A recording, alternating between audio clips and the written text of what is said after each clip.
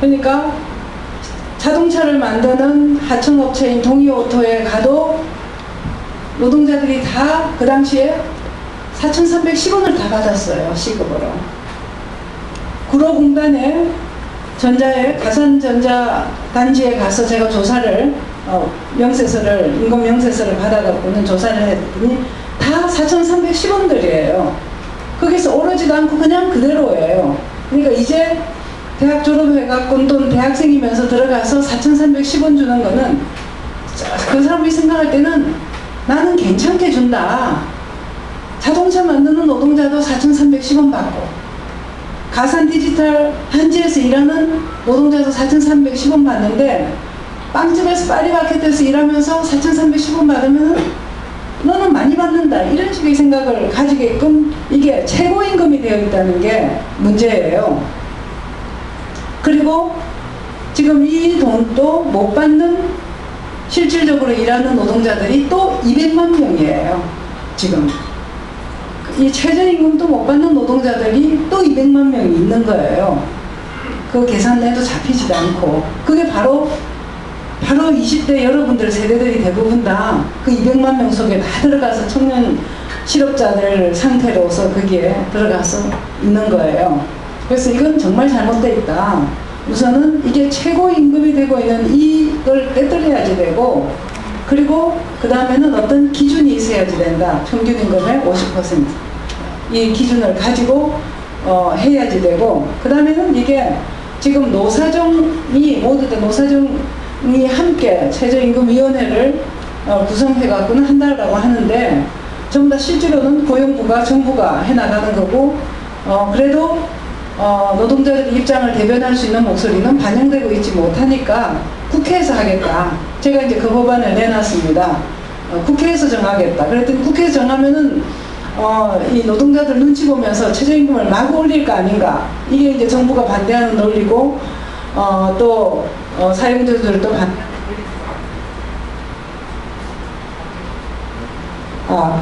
반대하는 논리인데 국회에서 언제 노동자들 입장 그렇게 많이 국회라고 해서 여러분들 입장을 대변만 해줬습니다. 그래서 국회에서 야당도 있고 또 여당도 있고 하니까 국회가 한다면은 이렇게 날마다 파행으로 해서 끝나는 식으로 최저임금이 정해지는 식은 되지 않을 것이다. 그래서 국회에서 여야가 협의해서 고용부 장관이 가지고 오면 정하겠다. 그리고 그 가이드라인 평균임금의 50% 맞추는 대로 하겠다. 그리고 그게 최고임금이 왜 되고 있는가 하는 것을 이 과정에서 국회가 분명하게 드러내고 그 제도를 그러한 상황을 개선해 나가도록 하겠다. 이런 것이 그동안에 민주당이 가지고 그래도 여러분들 눈에는 막 안 보였는지 모르지만은 국회 안에서와 또 정부를 향해서 치열하게 그래도 활동을 해온 내용이다 하는 말씀 드리고 여러분들도 앞으로 이게 최고임금이 되고 있는 이 상태를 깨뜨려 나가고 국회가 법 개정하고 국회가 정하고 평균임금의 50% 되도록 해야 된다는 그 기준을 가지고 같이 활동을 했으면 좋겠습니다.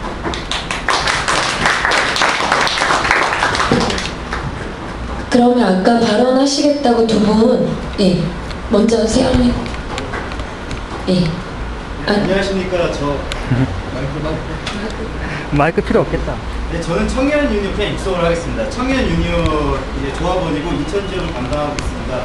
저희 청년들이 힘들다 우리들도 많이 열심히 일했다 하면은 지금은 공감을 해주시는데 제가 피부로 아직 안 와닿으신 기성세대 그리고 어르신들이 많이 계신데 저희가 정말 열심히 그리고 취업에 얼마나 뭐라고 할까 뼈저리게 뛰어다녔는지 한 가지 그냥 사례로 하면은 이거 납득이 될 것 같습니다.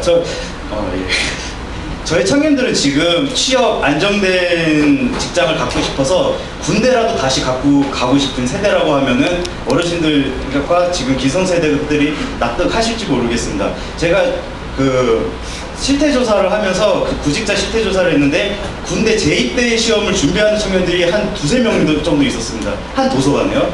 그럼 그 남자들 중에서 악몽 중에 최고의 악몽이 뭡니까? 군대 다시 재입대하는 게 악몽입니다. 근데도 이런 악몽을 진짜 자기가 현실에서 실현해서 다시 군대 가겠다. 이거 정말 역순으로 말하면은 이 사회가 그만큼 힘들다는 반증이라고 저는 생각합니다. 어느 세대도 군대 다시 가겠다고 했던 세대 없었습니다.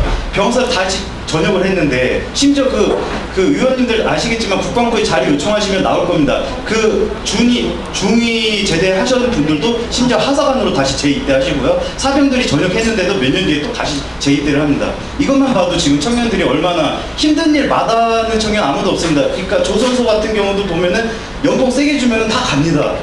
그러니까 임금이 세면은 아무리 힘들고 굳은 일이라도 마다하지 않고 가는 게 지금 청년들입니다. 이거를 아마 말씀을 하시면은 정말 뼈저리 피부에 와 닿을 것 같아서 한 가지 예로 드렸고요. 저는 그 다큐멘터리 작업을 지금 하고 있습니다. 근데 이게 한 가지 얘기만 하고 마치겠습니다. 지금 제 친구가 그 사진을 어렸을 때, 저는 이제 32인데요. 20살 때 대학을 가겠다고 해서 사진이 꿈이었습니다. 사진학과 원서를 가지고 부모님에게 드렸습니다. 그 부모님이 사진학과 원서를 보고 어떻게 하셨느냐. 그 친구 보는 앞에서 박박 찢었습니다. 찢으면서 공중에 뿌리면서 하시는 말씀이, 너 그거 가지고 먹고 살 수 있냐? 그 말이었습니다. 이게 10년 전 얘기였는데 그때 친구는 그런 말을 했어요. 설마 굶어 죽기 하겠습니까? 근데 10년 지난 지금 굶어 죽은 사람 나왔습니다. 저는 최고원 작가라던가 그 달빛요정 그 가수분들, 저는 그 세금으로 이렇게 우선 우리 그 예술가들을 지원해달라, 이 말보다 정말 우선해야 될 거는 배분이 문제라고 생각합니다. 최고원 작가라든지 많은 예술가들이 계약을 한 상태임에도 불구하고 제대로 돈을 못 받았습니다. 저는 최고원 작가 계약했다고 분명히 들었거든요. 근데 계약을 했으면 계약금을 지급을 하고 그 지원, 그러니까 진행비를 분명히 지급을 함에 있어요. 그런 의미도, 지원금도 무시 안 주고 계속 부려먹었다는 거죠. 열정이 그런 식으로 노동이 되고 착취가 되는 상황에서 한국 사회는 꿈을 꾸면은 죽는 사회, 이런 사회에서 저는 모험을, 여기 있는 청년들 보고 모험을 하라, 이 모험을 하라는 게 좀 죽으라는 말 같이 살짝 들립니다. 네, 이상입니다. 이걸로 마치겠고요. 그리고 옛날에는 한마디 더 넣으면, 옛날에는 정말 그 개발 세대시고 또 많이 이제 386 이제 선배님들께서는 정말 꿈을 꾸시고 투쟁을 하셨는데, 그때는 제가 듣기로는 가능했던 게, 그렇게 투쟁을 하고 만약에 어떤 내가 꿈을 꿨어도 그 꿈이 실패를 하면은 취직을 할 수 있었어요. 그죠?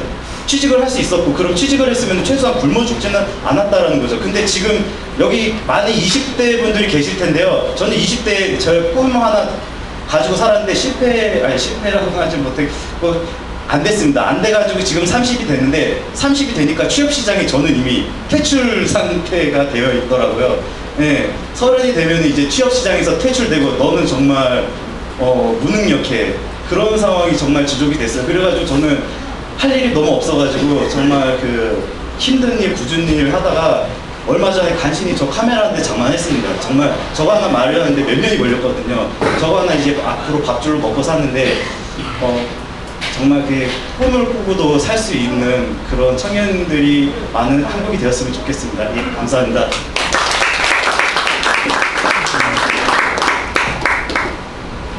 그럼 아까 한 분 더 계셨는데 발언하신다고.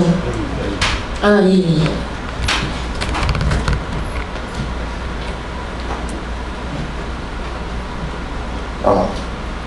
네, 안녕하십니까. 저는 이제 갓 대학에 들어온 20살 오수명이라고 합니다. 네, 현재 연세대학교 다니고 있고요.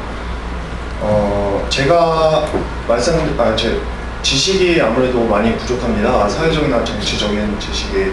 그런데 제가 말씀드리고 싶은 것은 고등학교 교육에 대해서 좀 말씀드리고 싶은데요. 아까 이계익 CEO님께서 성공이라는 단어를 정의해 주셨는데, 저도 그거에 많은 동감을 합니다. 자기가 정말 하고 싶은 것을 해야 그것이 성공한 삶이 아닌가, 저도 그런 생각으로 대학을 왔거든요. 그래서 정말로 고등학교 때는 진짜 제가 하고 싶은 꿈을 이루기 위해서 우선은 공부를 열심히 해야 한다. 공부를 열심히 해야 기회가 많아지고, 그렇기 때문에 내가 할 수 있는 것을 할 수 있다. 그런 생각으로 해서 공부를 했습니다. 그런데 막상 대학에 와보니까 내가 전공을 잘 선택한 건가, 내 꿈이 내 적성에 맞는 것인가, 아니면 뭐 내가 이걸 할 수 있는가, 내가 그걸 하면서 견뎌낼 수 있는가, 그런 그 꿈에 대한 배경 지식이 많이 부족했기 때문에 이제 와서 이런 혼란이 생기고 있거든요. 그래서 저는 고등학교 시절에, 그리고 저희 고등학교 1학년 때 진로와 직업이라는 수업이 있었습니다. 그런데 제가 그 서귀포에서 왔는데, 네, 서귀포는 보게 되면 아무래도 이런 서울 쪽보다는 입시 경쟁이 조금 덜 하다고 생각하거든요. 그런데 그런 학교임에도 불구하고 진로와 직업 시간에, 그것도 고등학교 1학년에게 진로에 대한 것은 별로 가르쳐주지 않고 자습을 해라, 자습하다가 모르는 거 있으면 질문을 해라, 선생님들께서 이렇게 가르쳐 주시고 계십니다. 물론 저희 학교가 잘못된 것일 수도 있긴 하지만, 제 생각에는 그런 저희 고등학생들에게 미리부터 진로에 대한 인식을 이렇게 심어주면서 자기가 정말 하고 싶은 꿈을 만들어주고, 그렇게 꿈을 만들어주면 이런 말 하나 좀 인용하고 싶은데요. 천재보다는 노력하는 자가 더 뛰어나고, 노력하는 자보다는 즐기는 자가 더 뛰어나다는 말이 있습니다. 그런 말이 있듯이 자기가 정말로 하고 싶은 꿈이 생긴다면 그 꿈을 즐기면서 달려갈 수 있을 거라고 생각하거든요.